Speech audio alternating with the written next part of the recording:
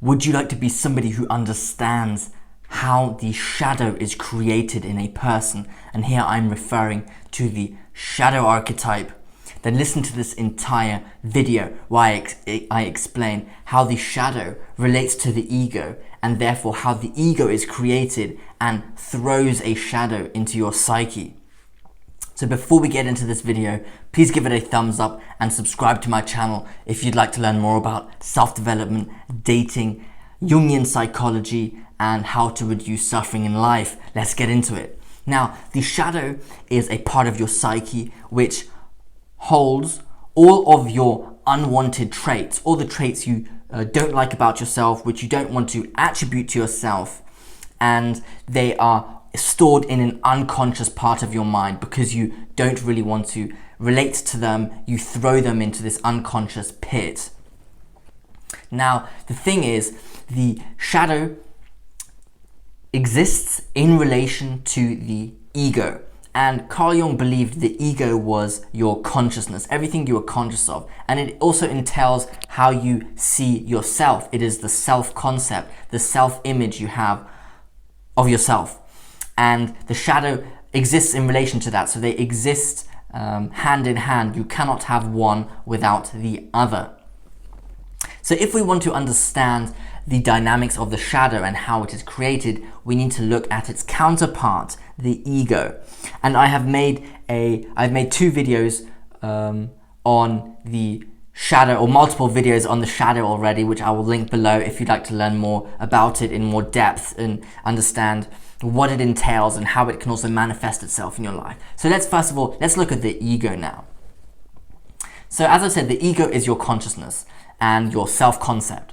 When we're a baby, the ego and the shadow don't really exist yet, because the baby or children, no, let's say like very young babies, they cannot distinguish the separation between themselves and the rest of the world, the universe, the earth. They think it is one thing. But I believe after about 6 months, the baby starts to realize that it is a separate, independent being from the rest of the world. And from then on, I believe the ego starts to be created. As we get older, as children get older, we start to build identities. For example, a young boy might grow up, he will spend time amongst other boys in school, and they will form groups, they will exchange, they will communicate, and he will realize that he is a boy, and boys tend to be masculine, and boys tend to act out masculine behavior. They play sports, they play rough and tumble, they are interested in things like machines, games, electronics. And the boy will build likely this identity around this masculinity. Like he thinks, I'm a boy, I like sports, everything to do with femininity is not me, I'm not a girl, I do not like to play with Barbie dolls and those sort of things. So we start, as we get older, we start to identify ourselves with things in order to survive and be included into social groups, and this is key. So the boy develops this masculine identity because it is what enables him to be included and accepted, validated by society. It is what society expects of the boy. And it is very important to, humans are primed to survive, and our survival severely depends on whether we are included into social groups, because social groups prevent you from being lonely and developing loneliness, and loneliness is a seriously horrific problem, because it makes your brain and body deteriorate very quickly and you essentially die earlier. And if you're in social groups, you exchange and people keep you in check, they keep you sane, they keep you they trade resources with you and they keep you alive essentially, and you keep them alive in exchange. That's very useful. So whatever will enable you to be included in a social group, you tend to gravitate towards that, and that is building a certain identity. And we feel apprehension when we start to act outside of our self-concept, because we are so used to pressuring ourselves to behave coherently with our identity. So the more dogmatic and rigid your self-image is, the darker your shadow is.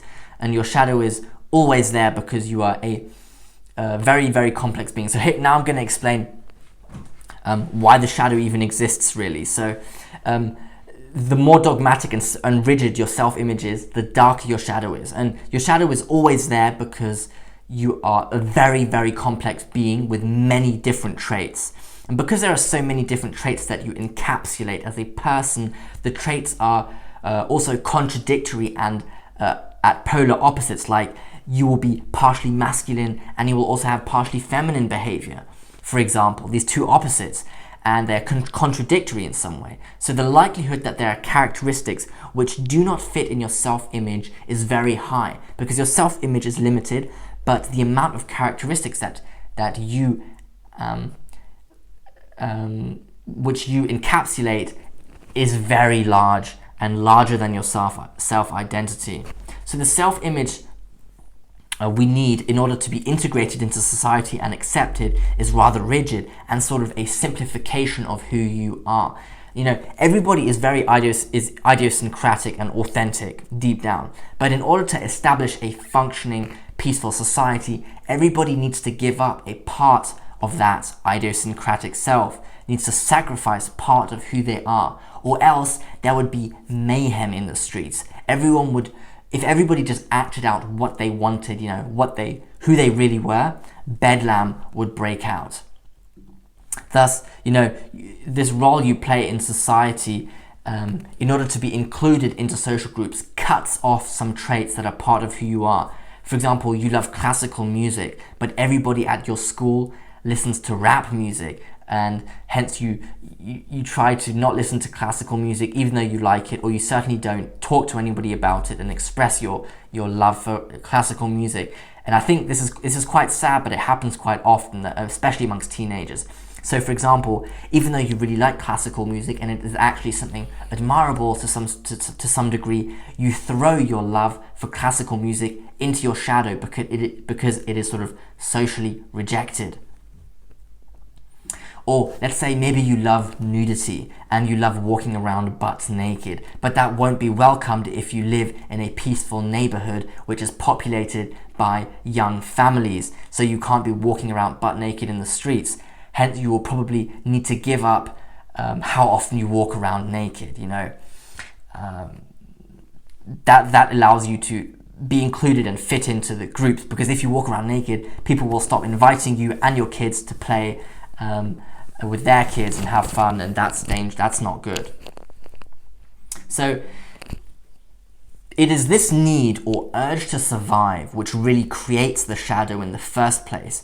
And the more paranoid you are about fitting in, I suspect, the greater your shadow is, because you will push your undesirable traits further and deeper into your unconsciousness. And it doesn't really matter if the traits are actually socially accepted or not. It only really matters whether you deem them as good or bad. So, for example, I think if you're very, very insecure, you might exaggerate the downsides of certain traits. For example, if you are very insecure about the way you look, you tend to place a lot of value in nice clothes, in fashion, in looking cool.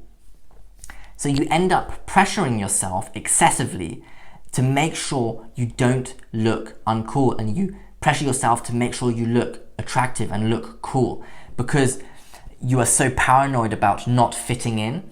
And because you sort of, that makes you sort of enslave yourself to make sure you act out and coherently behave according to the self-identity of somebody who is cool, who has a sense of fashion.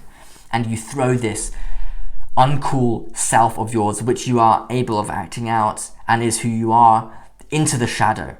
And because you're so insecure about it, the shadow becomes bigger and bigger, because you're afraid of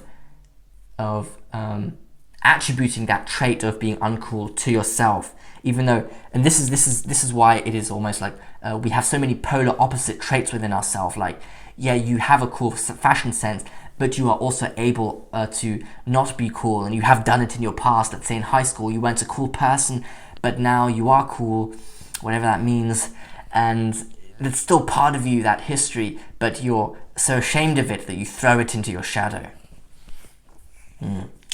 So, in conclusion, the shadow is created because in order to survive as individuals, which is our primal instinct survival, we build the self-identity which enables us to be included and integrated into social groups, into society, and our survival depends on that. So it is really key to build that identity. And we choose then, obviously, positive attributes that will be regarded as admirable by others or liked by others, and everything that is not that, you try to throw out of your identity and into the shadow and act as if it is not part of you or it is not who you are, and you don't want to look at it because it's quite frightening. And it's frightening because the prospect of you behaving outside of your self-identity puts the status quo of being included in a group at risk. You suddenly think then, oh, but then people won't like me anymore, and then I'm, your sort of primal instinct then thinks, uh-oh, I'm not going to survive, and that's quite frightening. Obviously, that will be detected on your survival radar as a threat. And if you're very insecure and you're very sort of unconsciously paranoid about surviving or being included in a group and behaving according to your self-concept, then your shadow will be darker and more dense because, like I said, you're more paranoid about behaving outside of your self-concept. And the self-concept is really what the ego, what Carl Jung would call the ego, relates to, is your consciousness, how you identify yourself, your self-concept, your self-image, who you think you are. Yes. So I hope you enjoyed this video. The really key point to take away is that the shadow really exists in relation to the ego. So as soon as the ego in the Jungian sense is created, the shadow is thrown behind it. And in order, if you, as a side note, if you want to integrate your shadow, there are two ways of doing it. You either dissolve the ego, which is quite difficult, or you do shadow work where you trait by trait integrate, you integrate trait by trait from the shadow into the ego, into your consciousness, and you expand your self-concept, and you accept that you are not just this positive, peaceful human being, and you also have aspects about yourself which you might dislike at first, but you should accept them and don't judge yourself too harshly, let's say.